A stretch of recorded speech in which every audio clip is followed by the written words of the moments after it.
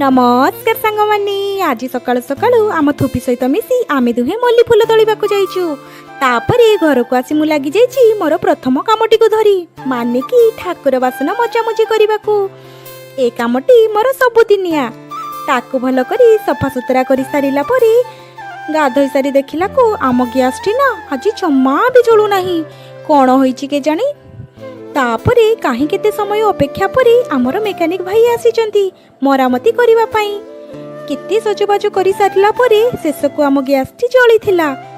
तापरे से जीवा मात्र के मु जल्दी जल्दी रोसे घर को जाई टिके रोसे करिवा पई लागि पड़िछि। काहे कि ना गैस न जळिबारु आजी घरे कहारी ठीक से खिया पिया होई नाही। खरा जेपरी दउछि बाहर एते जमा रोसे करि हबो नाही।